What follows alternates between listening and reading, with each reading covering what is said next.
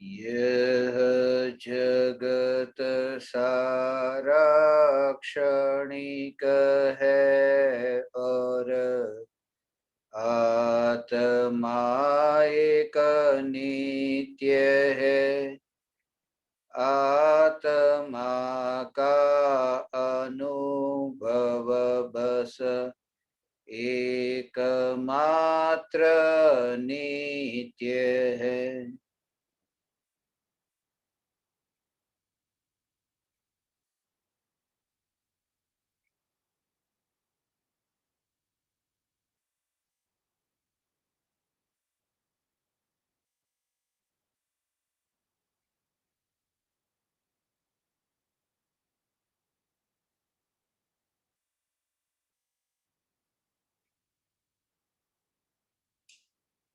चैतन्य स्वभावी भगवान आत्मा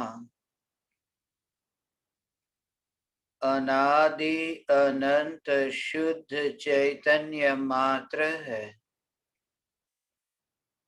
ज्ञान मात्र है। मैं शुद्ध चैतन्य मात्र, ज्ञान मात्र भगवान आत्मा हूँ। त्रिकाल शुद्ध चैतन्य परमात्मा हूँ। अनंत गुणाधिपति एक न्यायक देव हूँ। अगणित ज्ञेयों के प्रतिबिंबों से अप्रभावित ज्ञान पर्यायों में एक समय के लिए भी नहीं मिलने वाला, एक समय के लिए भी नहीं सिकुड़ने वाला त्रिकाल ध्रुव चैतन्य सत्ता मात्र भगवान आत्मा हूँ।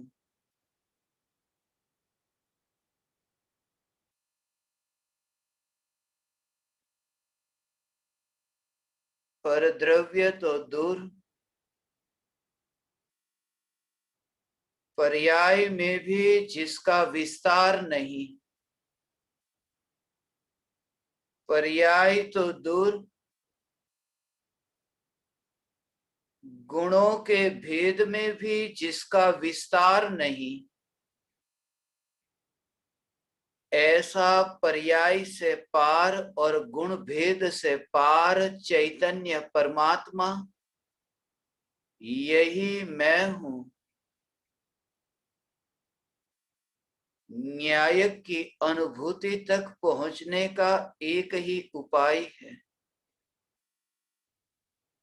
भगवान आत्मा की अनुभूति तक पहुंचने का एक ही उपाय है। ज्ञान का स्वरूप यथार्थ रूप से समझ में आए। ज्ञान से न्यायक तक पहुंचना, ज्ञान सत्ता मात्र चैतन्य तत्व इसलिए कहा, इसलिए ज्ञान मात्र कहा। ज्ञान मात्र एक ऐसा गुण है जो स्वयं को भी जानता है और पर को भी जानता है। जिस गुण का परिणमन दोनों के लिए होता है, अपने को जानने के लिए और जग को जानने के लिए, फिर भी जो अपने में ही रहता है और अपने परिणमन की यात्रा को छोड़ता नहीं है।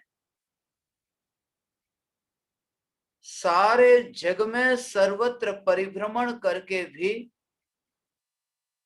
सारे जग के अगणित ज्ञेयों को जान करके भी, जो ज्ञान का प्रवाह ज्ञानमय रहा।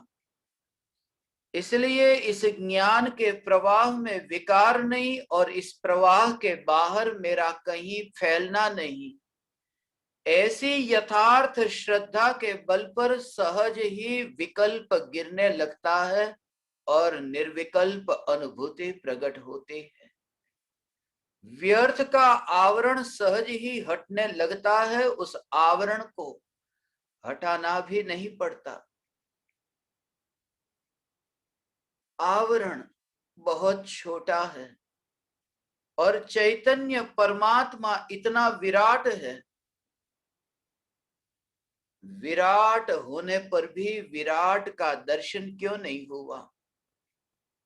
एक ही कारण से, क्योंकि विराट और दृष्टि के बीच में कुछ आवरण था और वह आवरण इतना छोटा है कि विराट के दर्शन से वह वंचित करता है। यह हमारे सभी का अनुभव है कि आंख में एक छोटा सा कण भी गिर जाए तो सामने विराट पर्वत हो तो भी दिखाई नहीं देता। एक समय की मिथ्यात्व की पर्याय, जो एक समय का मलिन पर्याय का अंश विराट चैतन्य पर्वत, ये चैतन्य पर्वत के दर्शन से वंचित करता है और उस मिथ्यात्व के भाव को, उस मिथ्यात्व की पर्याय को दूर भी नहीं करना है। जैसे आंख में कंकड़ हो, आंख में कोई रजकण हो और किसी वैद्य के पास तुम जाओ और वैद्य तुम्हें औषधि दे कि ये औषधि की ये बस कुछ बूंदे अपनी आंखों में डालो, वह कण अपने आप नीचे हट जाएगा, गिर जाएगा। उस कण को छूना नहीं है, सिर्फ औषधि भीतर गई कि कण गिर जाता है। मिथ्यात्व को पकड़ना भी नहीं है, मिथ्यात्व को दूर भी नहीं करना है। गुरु के ज्ञान की औषधि यथार्थ रूप से तुम्हारी दृष्टि तक पहुंचे तो मिथ्यात्व गायब हो जाता है। मिथ्यात्व तुम पाते ही नहीं, ये पाते हो कि जहां पर्वत का दर्शन हो रहा है वहां तो कहीं पर भी कण नहीं दिख रहा है। ये जो खटक थी, जैसे वो आंख में कण गिरा हो और वह खटकता हो, ऐसे ही साधक को मिथ्यात्व खटकता है। पर द्रव्य और प्रभाव नहीं, ये मिथ्यात्व का भाव। पर द्रव्य और राग द्वेष के भाव नहीं, ये मिथ्यात्व का भाव खटकता है कि कब तक मैं पर में ही तन्मय रहूं। ये जो तन्मयता है, ये विभाव के साथ में ऐसी तन्मयता है कि वह आदत बन गई।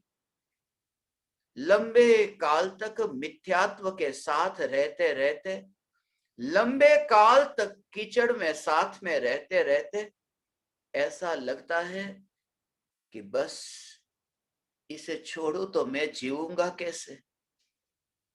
ये देह नहीं होगा तो देह के बिना मेरा जीवन कैसे होगा। ये विचार आता है क्योंकि देह के अलावा किसी भी जीवन का आज तक विचार ही नहीं किया। आज तक विचार ही नहीं किया क्योंकि आज तक पूर्व में विचार करने का अवसर भी नहीं मिला था।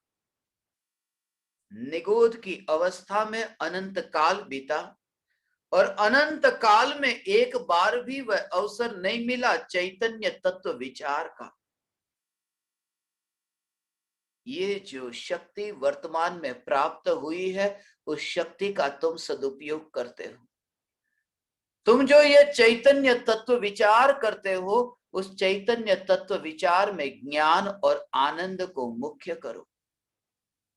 अभी तुमने दुख को मुख्य रखा है, अभी तुमने अज्ञान को मुख्य किया है।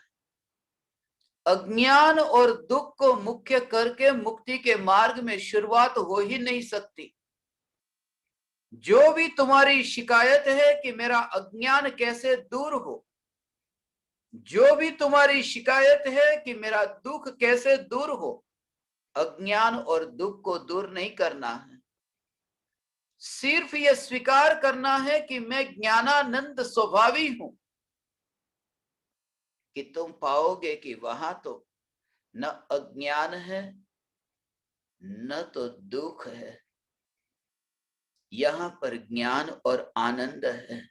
जहाँ निर्मल ज्ञान और निर्मल ज्ञान, पर द्रव्य और प्रभावों का विचार हटे, और ये अनुभूति कि परद्रव्य और प्रभाव में विस्तार हो कैसे, पहुंच तो हो मेरी वहां तक, जितनी तक मेरी पहुंच है, जहां तक मेरा विस्तार है, वह ज्ञान के अलावा मेरा कहीं पर भी विस्तार नहीं।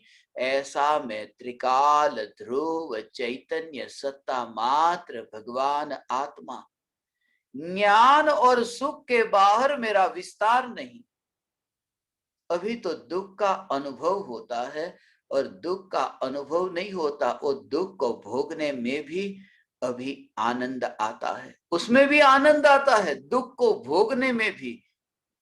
यदि दुख तुम्हारे सामने न हो, तुम्हें लगता है कि क्या जीवन ये जीवन है? दुख की जो आदत बन गई है कि बिना दुख का मैं जीऊं कैसे। इसलिए तो दुख ज्ञान में जानने में आता है कि तत्क्षण यही मान्यता कि मैं दुखी हूं। वस्तु ज्ञान में प्रतिबिंबित होने से ज्ञान में वस्तु आती नहीं है। दुख ज्ञान में मात्र जानने में आया है, और मुझे अनुभव ज्ञान का ही हुआ है, दुख का नहीं। क्योंकि दुख का अनुभव करने के लिए मैं दुख तक पहुंचू, ये जरूरी है। यह जो वेदन है वहां तो मात्र ज्ञान है। इसलिए पर पर और पर पर का अनुभव यहाँ हो कैसे। इसलिए एक केवली भगवान और अनंत केवली भगवान, एक केवली भगवान को जो अनुभव होता है वो अपना ही अनुभव है, पराये का नहीं। लोकालोक ज्ञान में जानने में आ सकते हैं, मगर अनुभव स्वयं का ही होता है। ये निरंतर मुझे स्व अनुभव में आता है, ये मेरा ही अनुभव है, ये अनुभव कोई पराया नहीं। इसलिए जब भी तुम कहो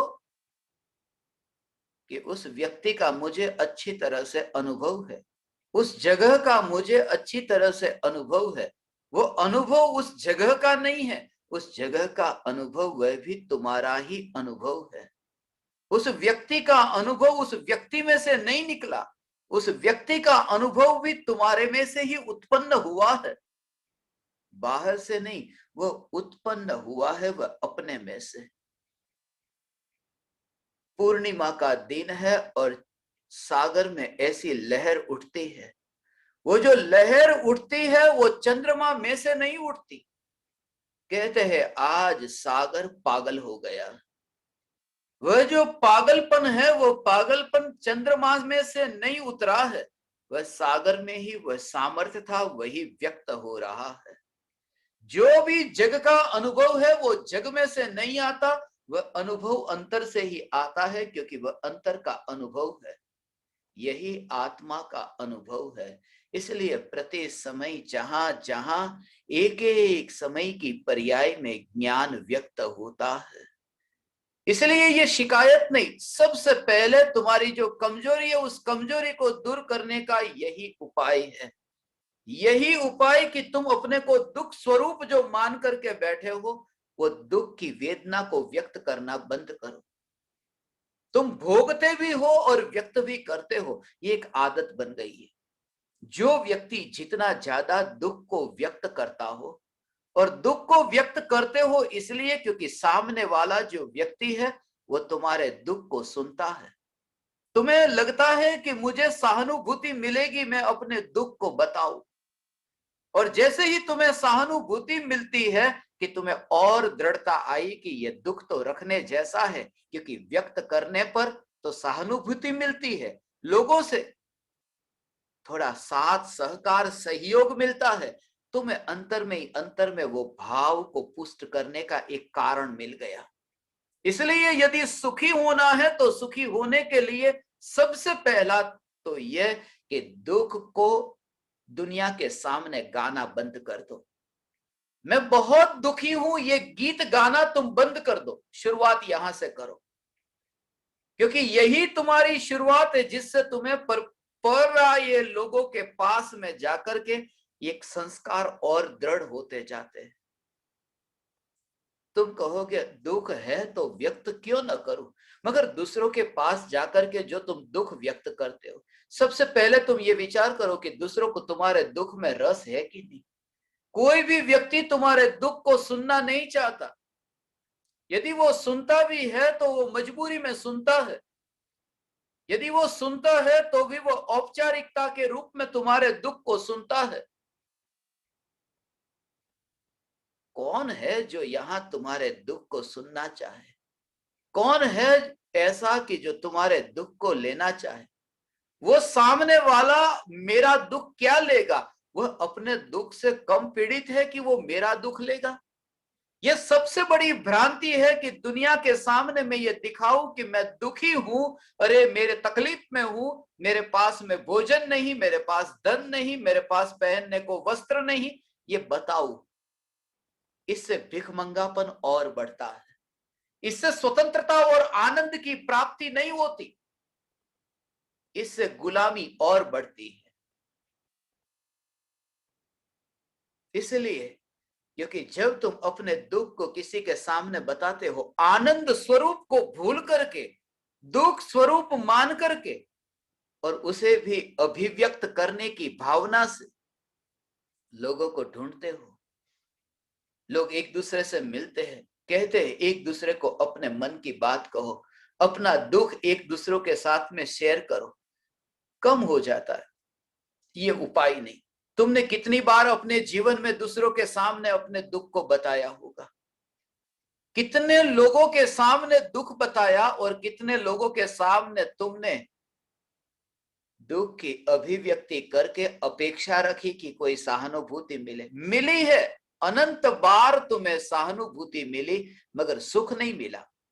सहानुभूति मिलती है, सुख नहीं मिलता। सुख तो तभी मिलता है ये माने कि मैं ही आनंद रूप हूं, दुख है ही नहीं।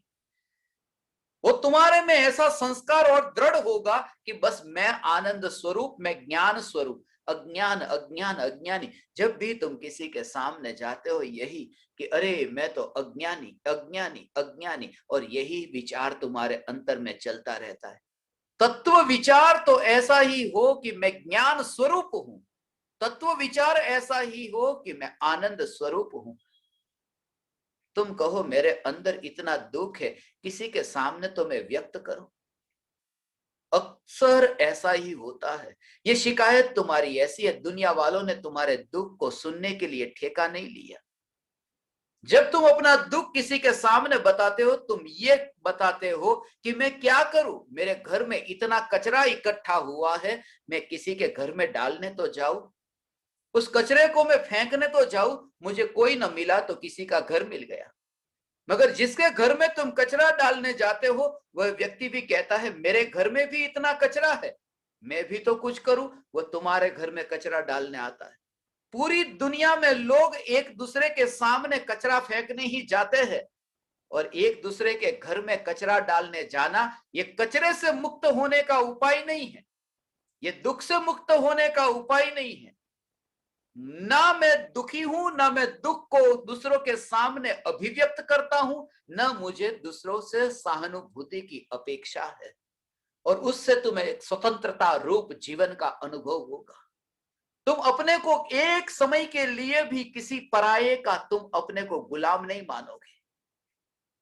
तुम्हें एहसास होगा कि जब मैं किसी दूसरे के सामने अपना दुख व्यक्त करता हूं, आज नहीं तो कल वो मेरी मजबूरी का लाभ उठाएगा।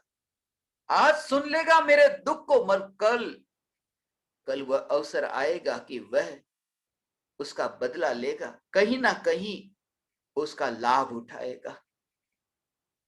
अभी दुख तो दूर नहीं होता, इसलिए चैतन्य तत्व विचार, मैं ज्ञान स्वरूप हूं, मैं आनंद स्वरूप हूं। मैं कितना भी दुखी हो, मगर मैं दूसरों के सामने नहीं, दूसरों के सामने ये व्यक्त नहीं करता, क्योंकि जैसे जैसे मैं दूसरों के सामने व्यक्त करता हूं और वहां से मान मिलता है, वहां से सम्मान मिलता है, फिर उस दशा को छोड़ने का मन नहीं करता। यही तो हालत है महाराज साहब की, यही तो हालत है। क्यों? क्योंकि वह बिना चप्पल के चलते हैं, गंदे गंदे कपड़े पहनते, कितने दिन से नहाए नहीं धोए नहीं, गंदे कपड़े हैं, और लोग पूछते हैं कि अरे देखो नहाते भी नहीं है, ये देखो कितनी तपश्चर्या का पालन करते, कितने कष्ट को सहन करते। मिथ्या दृष्टि मुनि की यही तो पहचान है कि वह जो भी दुख को सहन करता है, क्योंकि पहला गुणस्थान मिथ्यात्व गुणस्थान है, आनंद को भोगा नहीं है। आत्मा की अनुभूति के बिना आनंद का भोग कैसा? इसलिए आनंद को तो भोगा नहीं है, आनंद को भोगा नहीं है, और जो दुख भोग रहे हैं उस दुख को दुनिया के सामने व्यक्त करते हैं। ये भी कहते हैं कि तुम भी त्यागी हो जाओ, कड़ी धूप में साधना करते हो, और जब कोई व्यक्ति उनके चरणों को छूने जाए, आत्मा तो देखा नहीं, चरण को छूने वाला दिखाई देता है, इसलिए और दृढ़ता आती है, ये काम करने जैसा है, ये धूप में रहना जरूरी है, वरना ये मान सम्मान ख्याति प्रसिद्धि लाभ ये होगा कैसे? एक दृढ़ता आती है।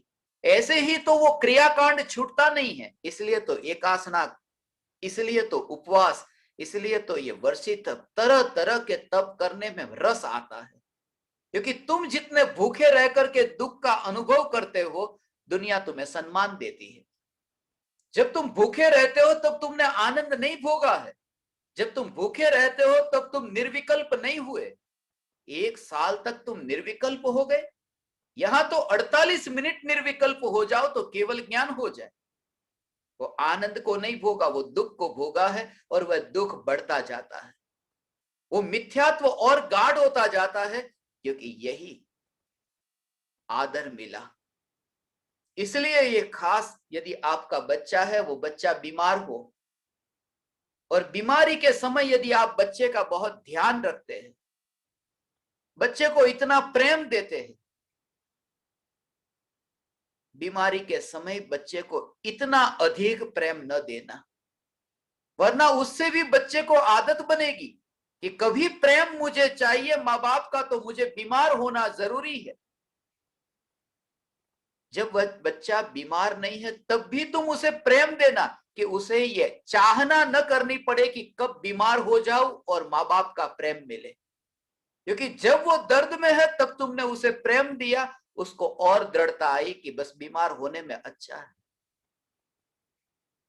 जब कोई व्यक्ति दुखी होता है, दुखी होता है तो तुम उसके पैर दबाते हो, दुखी व्यक्ति के पैर दबाते हो, और जिसको पैर दबवाने हैं वो जानबूझ करके चाहेगा कि कभी दुखी होने का भी मैं नाटक कर लूं, क्योंकि यही तो एक उपाय है कि दूसरों से पैर दबवाना है, तो मैं जानबूझ करके दुखी हो, नाटक करूं, और नाटक करते करते करते अपने आप वो दुखी होने लगता है। क्योंकि मनोवैज्ञानिकों का ये कहना है कि ज्यादातर बीमारी वो मानसिक बीमारी, ये विचारों की ही है, और विचार करते करते वो असल में ऐसे ही बीमार हो जाता है। ये दुखी हूं दुखी हूं दुखी हूं, यही विचार किया, संसार में बहुत दुख है। मगर तुम्हें किसने कहा कि तुम संसार में हो? क्योंकि ज्ञान संसार में नहीं होता, क्योंकि ज्ञान है वह ज्ञान तो मोक्ष में भी नहीं होता, तो संसार में कैसे? ज्ञान तो चैतन्य सत्ता के बाहर कहीं नहीं होता, न संसार में न मोक्ष में, वह तो सत्ता मात्र है। इसलिए क्योंकि संसार का नाश है, मोक्ष का जन्म है, और ज्ञान का न नाश है न ज्ञान का जन्म है, ऐसा में ज्ञान स्वरूपी चैतन्य, ये चैतन्य की नित्यता, किसी के सामने ये दिखाना नहीं कि मैं अज्ञानी हूं, किसी के सामने ये दिखाना ही कि मैं दुखी हूं, नहीं दिखाना, एक समय के लिए भी नहीं, बस मैं आनंद में हूं, ऐसी विचार की धारा तुम्हारी शुरू हो। और जैसे जैसे तुम्हारी आनंद आनंद आनंद के ऐसी विचार की धारा शुरू होगी, बस अब तुम्हें पता चलेगा किसी और से तुम्हें कुछ भी मांगने की जरूरत नहीं।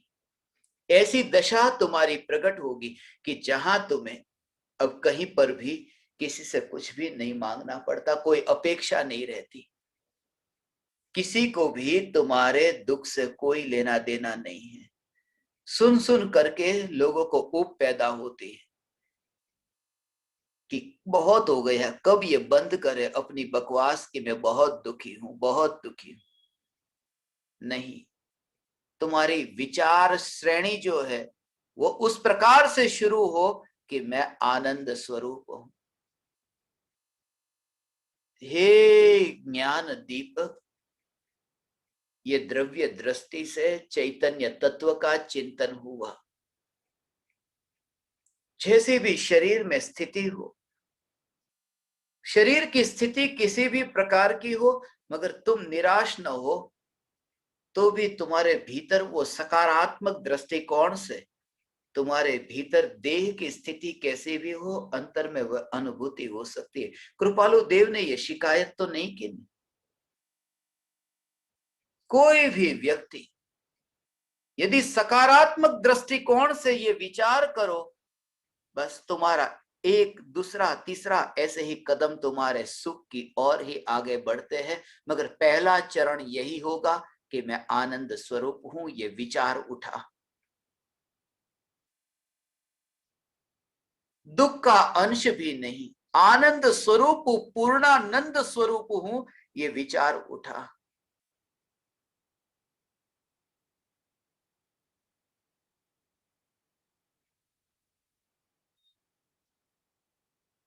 हे ज्ञान दीपक, इसी विचार से, इसी चैतन्य तत्व विचार से वह दशा प्रकट होगी। तुम्हें ऐसी दशा प्रकट हो भगवान, आनंद आनंद आनंद, और वह आनंद निराकुलता रूप आनंद। उसमें कोई पूर्ति हो रही है ऐसा नहीं, कुछ तुम्हारी इच्छा थी और इच्छा के अनुरूप कार्य हुआ ऐसा नहीं। निष्कारण, जिसका कोई कारण नहीं होता फिर भी आनंद है, उसका यही स्वरूप है। जहां स्वरूप है वहां कारण नहीं होता। गुड़ मीठा क्यों है? उसका स्वभाव है। क्यों, ये वाली बात नहीं, क्योंकि स्वभाव है। पानी ठंडा है, उसका स्वभाव है। गर्म है तो उसके पीछे कारण बताना पड़ेगा कि क्यों गर्म है, कि अग्नि की संगति में है इसलिए गर्म है, कोई कारण बताना पड़ा। मैं आनंद स्वरूप क्यों हूं, उसके लिए कोई कारण नहीं, क्योंकि यह स्वभाव है, आनंद स्वभाव है। इसलिए हे ज्ञान दीपक, तुम स्वयं आनंद स्वरूप हो। कैसी भी परिस्थिति में अपने दुख को किसी के सामने बताना मत। किसी भी परिस्थिति में दुख हो तो भी बताने की बात तो दूर, विचार भी ऐसा मत लाना कि ये दुखी हुआ हूं मैं। उस समय भी विचार ये कि कोई दुख है, सिर्फ ज्ञान में जानने में आया है। ये सकारात्मक दृष्टिकोण है। फिर तुम्हारी कैसी भी स्थिति है, रोना मत। तुम अंधे भी हो, तुमसे दिखाई नहीं देता, अब तुम्हारी आंखें चली गई। भले तुम अंधे हो मगर फिर भी तुम गीत तो गा सकते हो ना। उस गीत को गा करके भी तुम अंधेपन का दुख, उस दुख से छुटकारा पा सकते हो।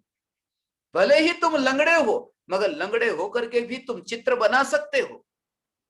ये शिकायत मत करना लंगड़ा हूं दुनिया के सामने, ये रोना मत कि मैं लंगड़ा हूं। चित्र बना करके तुम आनंदमय जीवन जी सकते हो। देह की स्थिति कैसी भी हो, मगर तुम्हें यदि कला है तुम्हारे पास तो ये हो सकता है। और यहां तो भीतर में कि अनंत कला का स्वामी चैतन्य परमात्मा यहाँ है, इसलिए देह के एक भी परमाणु से अब शिकायत नहीं है भगवान। देह के परमाणु से शिकायत नहीं, देह के परमाणु के परिणमन से मुझे कोई शिकायत नहीं, क्योंकि मेरे आनंद को खंडित कोई भी नहीं करता। एक भी परमाणु मेरे आनंद को खंडित नहीं करता। दुखी को आदर देना बंद करो तो ही तुम सुख को उपलब्ध हो सकोगे, क्योंकि जो दुखी को आदर देता है वो स्वयं उसे आदर्श मानता है। जब तुम किसी को आदर देते हो, तुम्हारी ये इच्छा हो जाती है कि कब मैं ऐसा हो जाऊं। तुम भगवान के सामने हाथ जोड़ते हो, तुम्हारी भावना है कब मैं भगवान हो। गुरुदेव और कृपालु देव के सामने हाथ जोड़ करके ये भावना पाते हो कि कब गुरुदेव और कृपालु देव जैसा मैं हो। और कोई दुखी व्यक्ति के सामने तुम्हें भाव आता है, अरे बेचारा दुखी, अरे बेचारा दुखी, नहीं, उसे दुख के कारण आदर मत देना, वरना तुम्हें लगेगा कि नहीं अब मुझे ऐसा होना है। ज्ञानी दुखी को आदर नहीं देखते, ज्ञानी दुखी को देखते हैं तो आदर नहीं देते, करुणा उपजती है। इसलिए कृपालु देव ने कहा करुणा उपजे जोई। जो एकांतवादी है उसे देख करके करुणा उपजती है, आदर नहीं देता, उसे मैं सहानुभूति नहीं देता, करुणा सिर्फ आती है। और वह करुणा को भी मैं लाता नहीं हूं। इसलिए कृपालु देव ने जो ये शब्द का उपयोग किया है ना, भगवान उपजे, न लाता हूं, ये उत्पन्न होती है, मैं पैदा नहीं करता, ये करुणा आती है। अज्ञानियों को देख करके, एकांतवादियों को देख करके ये करुणा उत्पन्न होती है।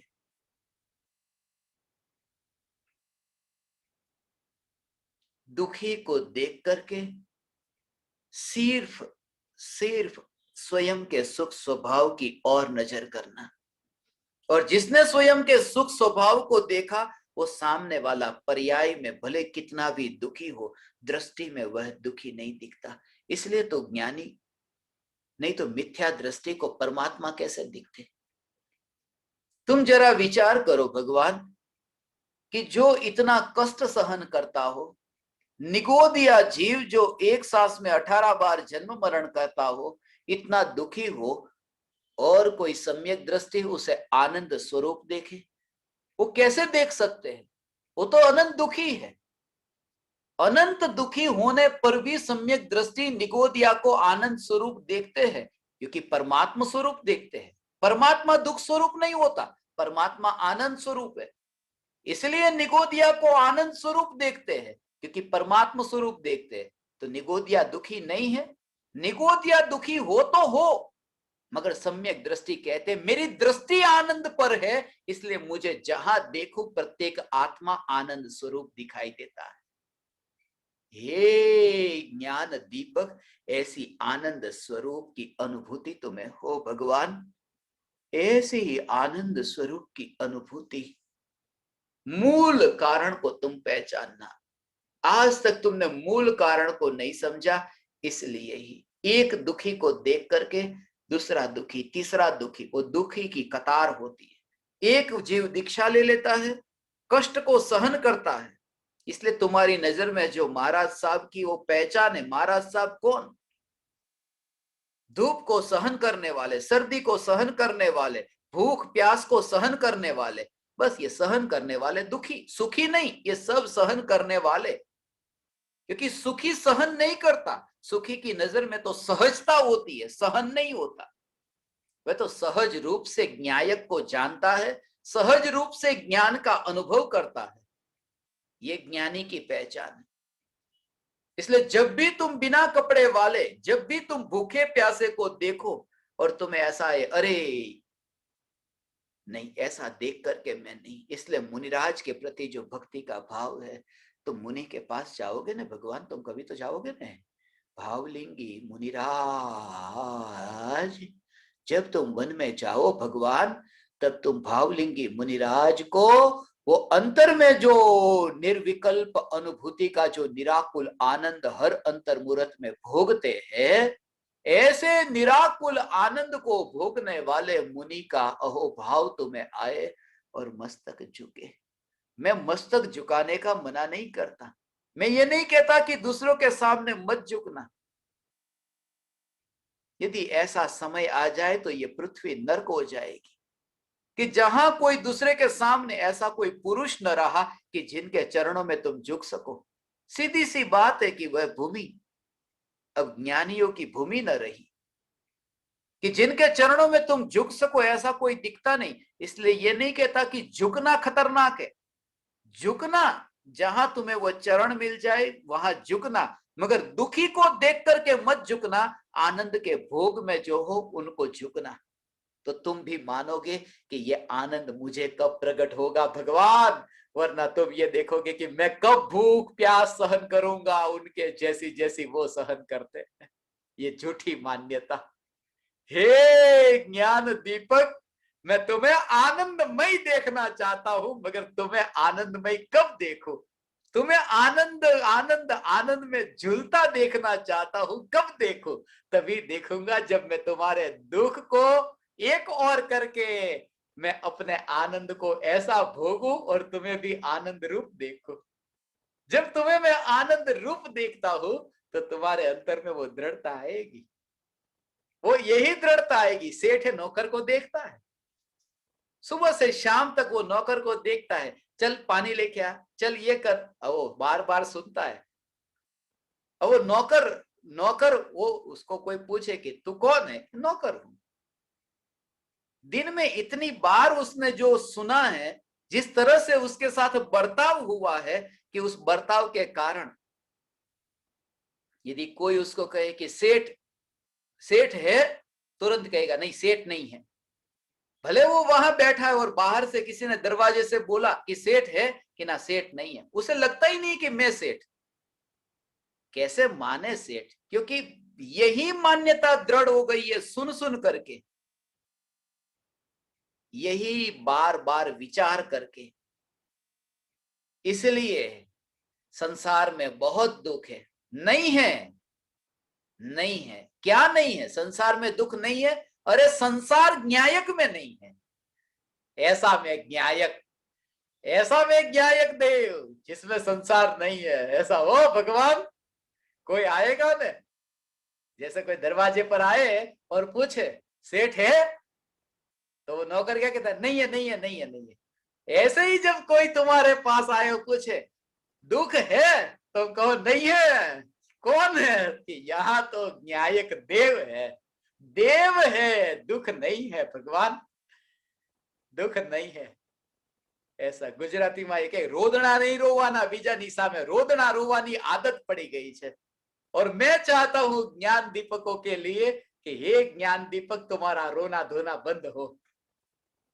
मैं चाहता हूं तुम्हारे लिए कि तुम ऐसा ही विचार करो और तुम्हें उसकी ही महिमा आए, ऐसी महिमा। इसलिए तो मैं इतने महाराज साहबों को पास गया, उनके पास पढ़ाने गया, मगर मस्तक झुका करके चरणों में गिरने का भाव ही नहीं आया। मैं नहीं आया ये भाव, क्योंकि ऐसा पुरुष मुझे न मिला कि जो ऐसा आनंद को भोगता हो, ऐसे निराकुलता रूप आनंद को भोगता हो, और बाहर में ये देह की क्रिया में जो सहन करना है उसे उपादेय न मानता हो, वो सहन करने को उपादेय मानता है। ये नहीं करेंगे तो क्या करेंगे, ऐसा लगता है। यदि ये नहीं करेंगे तो क्या करेंगे, ये नहीं करेंगे, दूसरा तो कुछ लगता नहीं, क्योंकि दूसरा कोई अनुभव नहीं है। हे ज्ञान दीपक, तुम्हें ये जागृति प्रकट हो भगवान।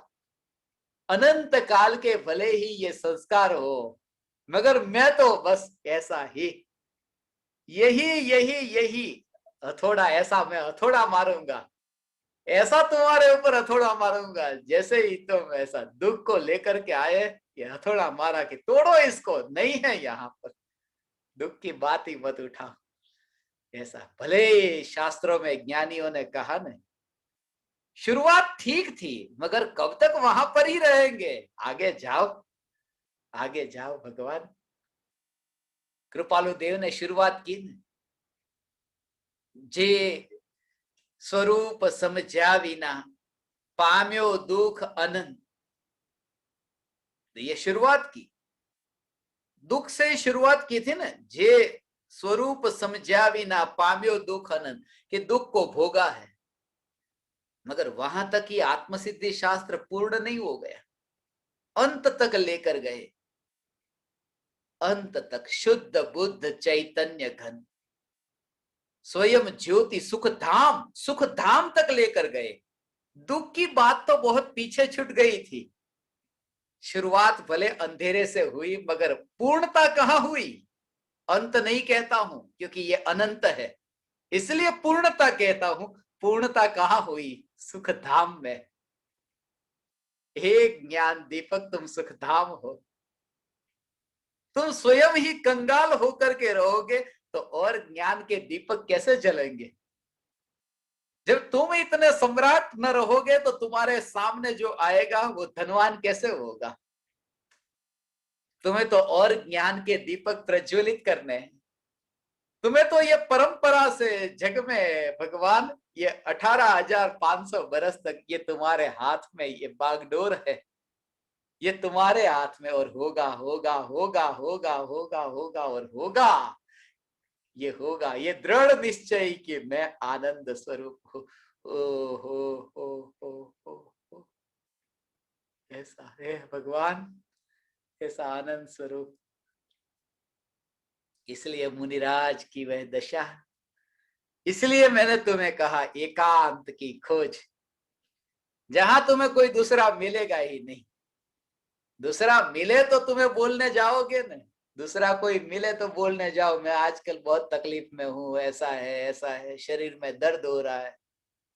ओ हो मुनिराज की वह दशा, दुख को बोलते नहीं है हो भगवान। शरीर में भूख लगे, ये भूख भी दुख है। शरीर में भूख लगे, भूख का विकल्प होता हो, मगर बोलते नहीं है। इसलिए जो दान देने के लिए सुपात्र कहा ना, दो स्थान पर दान देना, और खास करके भोजन का दान सर्वश्रेष्ठ कहा देना? कि मुनिराज को देना, आहार और पशु को देना। ये दो स्थान बताए इसलिए क्योंकि इन दोनों को जब भूख लगती है तब भूख को व्यक्त करते नहीं, दूसरों के सामने बोलते नहीं, मुनि भी नहीं बोलते और पशु भी नहीं बोलते। भूख तो लगती है, दोनों को लगती है, और पहले नंबर पर मुनि, क्योंकि पशु का तो ऐसा है कि भूख लगे और किसी का वहां पर भोजन पड़ा हो, खाना पड़ा हो, वो चोरी का माल उठा करके लेकर के भाग जाए, ऐसा हो सकता है? कुत्ता है, रोटी पड़ी है, लेकर के भाग गया। भूख लगी थी, भले बोला नहीं किसी के सामने, मगर चोरी करके वो भोजन ले गया।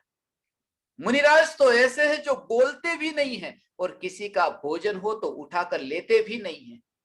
किसी का तो दूर आम के पेड़ के नीचे हो और ऊपर से आम गिरे तो भी उठाकर नहीं लेते। 4 मील दूरी पर जाकर के यदि आहार लेना हो तो वो ले, मगर यहां पर नहीं, क्योंकि ये जो आम है वो आम के मालिक कौन? वो तो जंगल है ना। जंगल में तो वो आम किसी का भी नहीं है, क्यों ना उठा लिया? और इतने जीव मरते पैर के नीचे, इतने दूर जाते हैं, इतने दूर जाते हैं और यहां से ही आम खा लेते। मुनिराज का जो नियम है अचौर्य महाव्रत, अचौर्य महाव्रत का अर्थ ये नहीं है कि जिस वस्तु को मैंने उठाया वो किसी की वस्तु हो, सिर्फ इतना कि जो मेरी नहीं है उस वस्तु को मैं नहीं उठाता, उस वस्तु को मैं। इसलिए तो मुनिराज पानी भी लेते हैं तो बहती हुई नदी से नहीं, श्रावक के वहां जहां जाते हैं वहां से। इसलिए तो आहार भी लेते हैं श्रावक के घर पर। इसलिए मुनिराज को गिरा हुआ आम खुद न लेंगे, वो चलेंगे, जीव मरेंगे, मगर वहां पर एरिया समिति का पालन करते हुए 4 हाथ जमीन देख करके चल करके जाएंगे, मगर यहां से चोरी का माल नहीं उठाएंगे।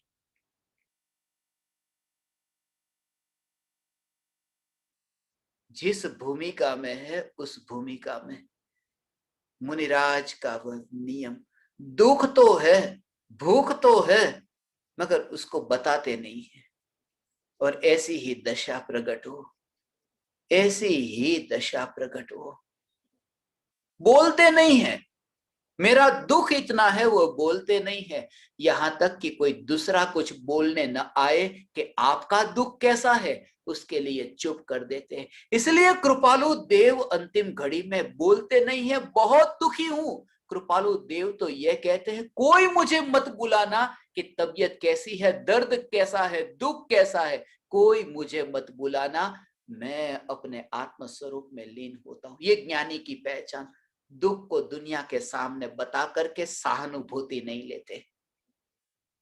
बस हे ज्ञान दीपक, आज का ये सूत्र तुम ठीक तरह से याद रख लेना कि तुम्हें जीवन में कितना भी दुख आए, बस उस दुख को दूर करने का एक ही उपाय है। पहला कि दुनिया के सामने न दिखाऊंगा, अंदर ही अंदर उस दुख से छूटने का उपाय है कि बस मैं आनंद स्वरूप हूं, ये विचार करूं, वो दुख तभी जाएगा।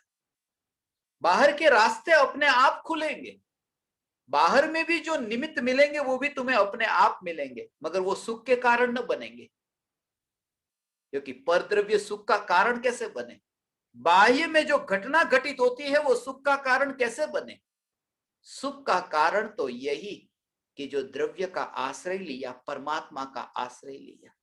इसलिए कैसी भी परिस्थिति में, मैं भूखा हूं, मैं प्यासा हूं, मैं जंगल में वन में भटकता हूं, यहां से वहां जाता हूं, कितने दिनों से मैंने भोजन नहीं किया, ये रोने से क्या लाभ है?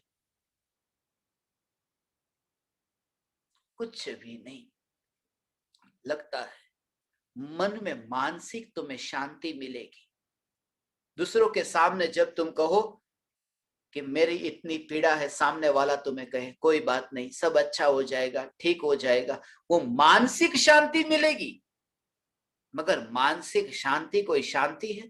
मन का स्वभाव ही अशांत है। मानसिक शांति नाम की कोई चीज ही नहीं होती। मानसिक शांति और मानसिक सुख नहीं होता, आत्मिक शांति और आत्मिक सुख होता है। हे ज्ञान दीपक, तुम्हें आत्मिक शांति और आत्मिक सुख प्रकट हो, मानसिक नहीं। मन को तो एक और रखना, और जो भी संयोग है, बाहर के निमित्त है, वो मन तक ही रहेंगे, आत्मा तक न पहुंचेंगे, क्योंकि आत्मा से जो प्रकट होगा वो अंतर से होगा, वो बाहर के निमित्तों में से नहीं आएगा।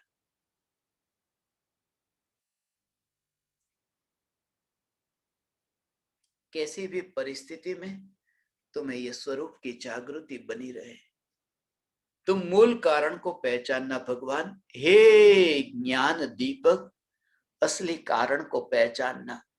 दुख ऐसे ही बड़ा है, ऐसे ही दुख दुख दुख दुख दुख ऐसे ही, और दुख को दूर करने का यही उपाय।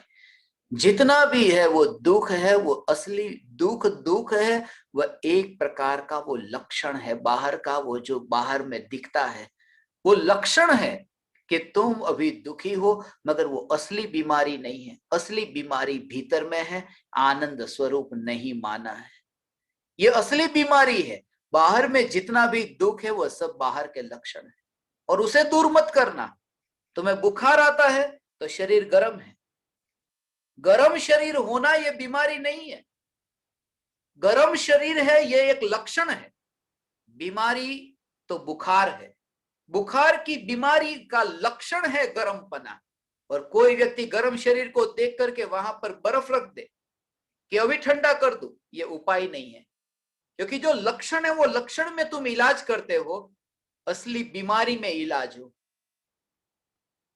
ये जितने भी बाहर में दुख भोगते हैं कि भूखा प्यासा, ये अभी धन नहीं है, भोजन नहीं है, अभी बाहर में सब संसार ठीक नहीं चल रहा, ये सब लक्षण है बाहर के, उसमें मत करना कुछ भी। असली मूल कारण क्या है, बीमारी क्या है? बीमारी यह है जो परम कृपालु देव ने कहा, जे स्वरूप समझा बिना, बस ये बीमारी है। जो स्वरूप नहीं समझा ये बीमारी है, और पाम्यो दुख अनंत, ये उस बीमारी का लक्षण है।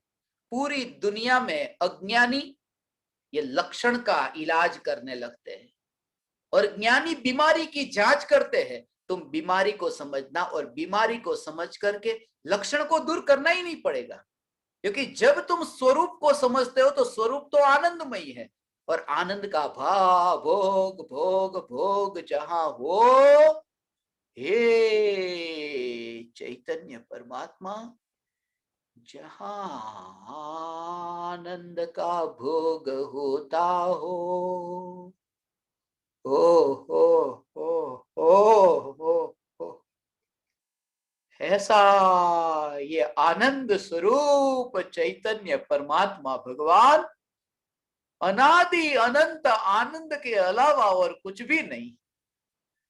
यहाँ जहां आनंद व्यक्त हुआ और फिर भी वो आनंद की अभिव्यक्ति जो पर्याय में ऐसा निराकुलता रूप आनंद व्यक्त हुआ, तब भी वो स्पर्शना भीतर में होती, वो स्पर्शना भीतर में है। वहां भीतर में स्पर्शना रह करके यहाँ आनंद का अनुभव होता है, पर्याय में आनंद का अनुभव होता है और स्पर्शना द्रव्य की होती है। ऐसी अनुभूति, ये चैतन्य तत्व की अनुभूति। हे ज्ञान दीपक, ऐसा ये चैतन्य स्वरूप व्यक्त हो सर्वत्र। जो अनंत अनंत अनंत शक्ति है वो वहां से ही ऐसी व्यक्त होती है। आत्मा में अनंत गुण है, अनंत गुणों में से जो अनंत गुणों में व्याप्त है वह आनंद होकर के व्यक्त होता है। ये अनंत गुणों का प्रकट स्वरूप है। एक गुण का अनंत गुण में व्याप्त रूप है, मगर वो व्यक्त होता है एक आनंद के रूप में। आनंद आनंद आनंद ऐसा व्यक्त होता है, अनंत गुणों का एक, इसलिए वह सर्वत्र है। गाय में से दूध निकालते हैं, वो दूध सिर्फ गाय के स्तनों में नहीं, पूरी गाय में फैला है, वो वहां पर ही पूरा विस्तार है। वहां से ही तैयार हो करके व्यक्त हुआ एक स्थान से, मगर है सर्वत्र। वो परमाणु, वही परमाणु फिर मिल मिल करके वो वहां आए, वो व्यक्त हुआ। अनंत गुणाधिपति में भगवान आत्मा हूं, मगर जब वो अभिव्यक्ति होती है तब निराकुल आनंद की होती है। और दुनिया को सिर्फ यही कि अरे आनंद व्यक्त हुआ, मगर है सर्वत्र। अनंत गुणों में ऐसा एक दूसरे में वह रूप है। ये आनंद भगवान आत्मा में एक गुण होकर के नहीं, पूरे द्रव्य में अभेद एक सत्ता, ऐसी द्रव्य की सत्ता के साथ में ऐसा एक होकर के है भगवान। तुम्हें ऐसा अनुभव हो, हे चैतन्य परमात्मा, ऐसी निर्विकल्प अनुभूति के आनंद, आनंद का अनंत गुणों में तुम्हें एक अभेद रूप दिखाई दे। और फिर अब कोई नहीं, वहां निर्जन वन है, निर्जन वन कि जहां कोई ना हो, फिर बस मौन हो जाता है।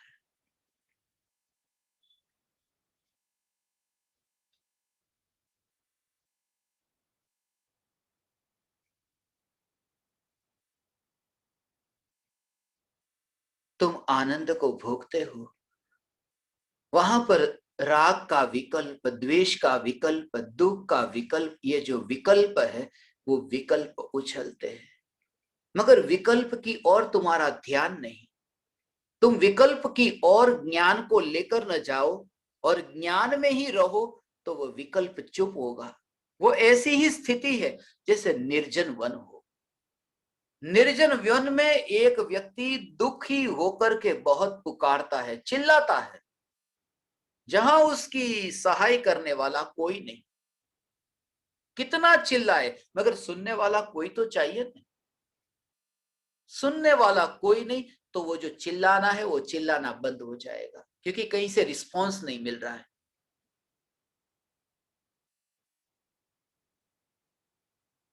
ऐसी ही दशा, सामने वाला थक करके फिर चुप होता है कि कोई सुनने वाला तो है नहीं। अब निर्जन वन में चिल्लाने से क्या लाभ है? कोई जीवंत व्यक्ति तो मुझे मिले, कोई जिंदा हो तो मैं उसके सामने चिल्लाऊं, मेरे दुख को कहूं। और दुख, दुख पीड़ा ये इतनी चिल्लाती है, ये पीड़ा चिल्लाती है, मगर ज्ञान है वो जो जीवंत है। जैसे वन में जिंदा व्यक्ति नहीं है तो चिल्लाने वाला दुखी चुप हो जाता है, क्योंकि कोई जिंदा नहीं है।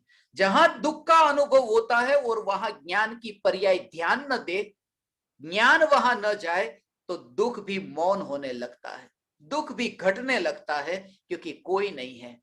ये ज्ञान की पर्याय दुख की ओर जाती है कि और दुख घनीभूत होता है, और दुख में ऐसी हालत होती है जैसे अग्नि में घी डाल दिया तुमने, पहले से ही दुख की अग्नि थी और तुमने अपने उपयोग को दुख में ले जा करके और दुख बढ़ाया है।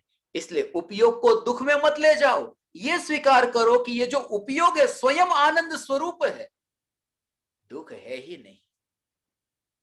और ये भी मैं नास्ती के रूप में तुम्हें अभी कहता हूं, दुख है ही नहीं, वहां तो मात्र आनंद है। ऐसा निर्विकल्प अनुभूति में आनंद, कोई सुनने वाला नहीं, मैं किसके सामने पुकार करूं। बस रास्ते पर तुम जाओ, गाड़ी में बैठे हो, सिग्नल पर तुम्हारी गाड़ी खड़ी हो, भिखारी भीख मांगते मांगते रहते और तुम कांच ही नहीं नीचे उतारते, खोलते नहीं है कांच, और फिर वो थोड़ी देर मांगते रहे, तुम्हारी गाड़ी की वहां पर खिड़की पर भी वो टक टक टक करे, मगर फिर भी तुम सुनो नहीं, तुम अपने में ही व्यस्त रहो, वो चुप हो जाएगा, वो आगे चला जाएगा। वह भी समझता है कि जो नहीं सुनता है उसके सामने रहने से अब कोई लाभ नहीं है। जितनी भी विकृति, मैंने तो एक दुख का ये दृष्टांत दिया इसलिए क्योंकि दुख का हमें वेदन होता है, इसलिए दुख से कहा समझना कि समस्त प्रकार की वृत्ति, क्रोध मान माया लोभ से लेकर के हास्य से लेकर के वेद तक, काम विकार तक, ये सभी वृत्ति सभी विकार में तुम्हें जोर विकार पर नहीं, विकार पर ज्ञान की पर्याय को ले जा करके विकार के अंदर, आग के अंदर में घी न डालूंगा। कहीं पहले से ही विवाद हो रहा है और वहां जाकर के मैं और प्रोत्साहन देता हूं। तुम्हारे में भी इतनी तो है, इतनी तो समझ है कि जहां विवाद होता है वहां से तुम दूर रहते हो। तुम इतने तो समझदार हो कि चार रास्ते पर यदि किसी व्यक्ति के बीच में तलवार लेकर के विवाद होता हो, लड़ाई झगड़ा होता हो, कहीं पर मशीन गन लेकर के वहां गोलीबारी होती हो, तुम भाग जाते हो, सीधे अपनी गाड़ी में बैठ करके अपने घर आ जाते हो। तुम इतने तो समझदार हो, तो जितना भी दुख है, दुख की गोलीबारी होती है, कभी भूख की कभी प्यास की, ये गोलीबारी होती है। मैं वहां नहीं जाता, मैं अपने घर में रहता हूं, समझदार हूं इसलिए घर में रहता हूं। तुम भी समझदार हो, हे ज्ञान दीपक, तुम में अनंत समझ है, अनंत ज्ञान के धनी भगवान आत्मा, किसी भी परिस्थिति में ये तुम्हें जागृति, आनंद से, वो आनंद का बीज बोना है। आज से शुरुआत करो, आनंद का बीज बो, आज से प्रतिज्ञा लो, दुख लेकर के किसी के सामने रोऊंगा नहीं। और तुम्हारे अंदर ऐसी शक्ति आएगी, तुम्हारे में ऐसा बल आएगा कि बस आज तक मैंने ये तो सोचा ही नहीं था, सोचा ही नहीं था। मैं दुख को भोगता भोगता अपने रिश्तेदार को फोन करता था, रिश्तेदार को कहता था कि मुझे बुलाओ या आप मेरे पास आओ, मुलाकात हो चलो अपनी। मैं दुखी होकर के रिश्तेदार को बुलाता था, रिश्तेदार से मिलना चाहता था, कनेक्शन जोड़ता पहले और फिर मिलना चाहता था। दुखी की दुखी से मुलाकात होती थी, मगर मैंने अब दुख भोगना बंद कर दिया, आनंद को भोगता हूं कि मेरा कनेक्शन जुड़ा, लाइन कनेक्ट हो गई मेरी। रिश्तेदार कौन? अनंत सिद्ध परमात्मा से मेरी लाइन कनेक्ट हो गई, अब मुलाकात होगी। आनंद का भोग जो सिद्ध करते हैं, अनंत सिद्धों से मेरी मुलाकात होगी। यहाँ के दुखी रिश्तेदार से मैं मिलना नहीं चाहता, मैं अनंत आनंद को भोगते अनंत सिद्धों से मेरी मुलाकात होगी, क्योंकि जो मैं भोगता हूं वही तो वे भोगते हैं, जो वे भोगते हैं वही तो मैं भोगता हूं। हे ज्ञान दीपक,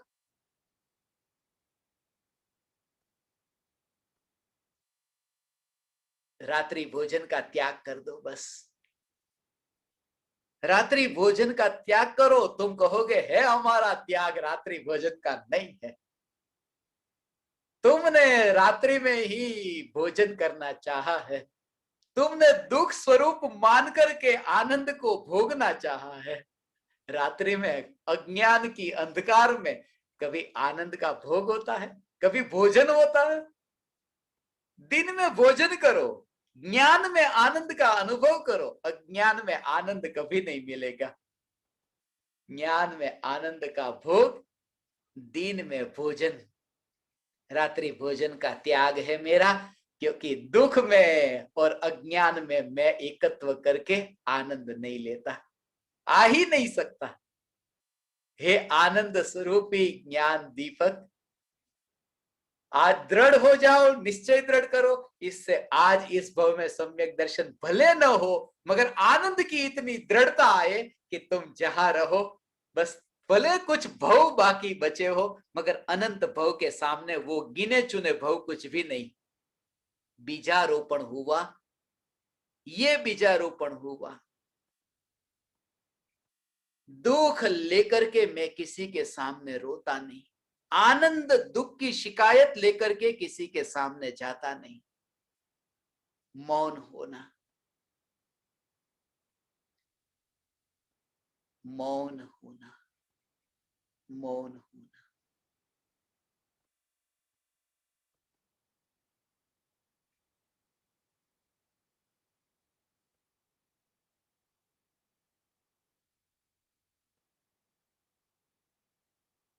ओ,